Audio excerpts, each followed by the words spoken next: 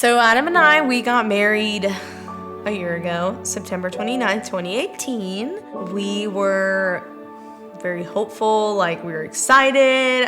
We did all the premarital counseling stuff. When you get married, obviously it's awesome, but then real life hits you. And we went through like a really rough season of our marriage.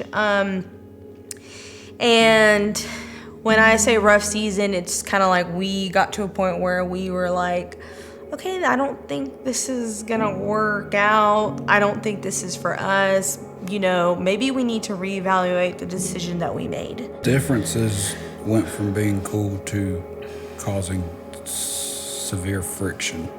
Mm-hmm. It was almost like things were already on edge, and then what used to be, nervous quirks or whatever, it's just like, come on. Like, now it was just amplified so much bigger than what it ever was before. The first year of our marriage, I mean, we didn't really pray together. We would go through the motions of going to church and serving, but there wasn't that personal and intimate relationship with God that we needed to have. And I think that one of the best illustrations we got was, marriage is like a triangle, and it's your wife, your husband, and then God in the center. And the closer you grow to God, the closer you're becoming to your spouse. And so I think that when we were able to fully grasp that, it was just like, all right, you know what? Everything's gonna fall apart around us. That's okay, because we have you, and that's all we need. And I think that at that moment, when we were able to really understand that, it was when like everything changed for us. And then with that is when I decided I wanted to get rebaptized.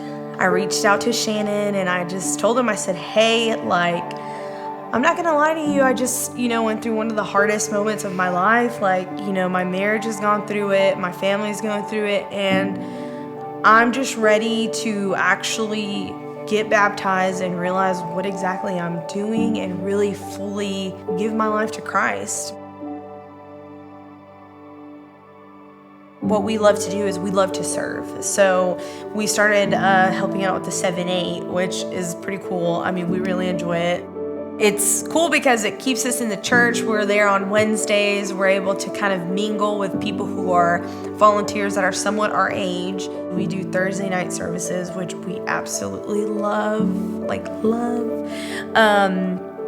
And then we just do stuff at home too, since we don't go to church Sundays, we sit at our table and we do like a devotional together. We pray for each other, and I think that's one of the most important things in a marriage is, I didn't even think of that. We pray, I would never pray for him, but now it's important to pray over your husband. It's important to pray over yourself so that you can be that wife the best wife you can be for your husband.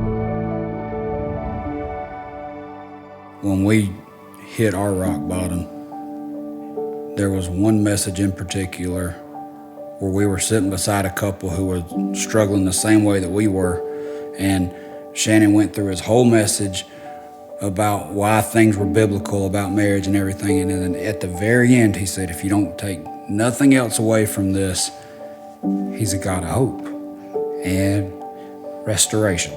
That sank in, and I'll probably never forget that, because it was for someone who was looking at it as something that can't be fixed. I wasn't looking at it through the right eyes, and it's a lot easier once you see it to really understand that he is a God of hope and of restoration, and he'll do whatever it takes to bring you back to him.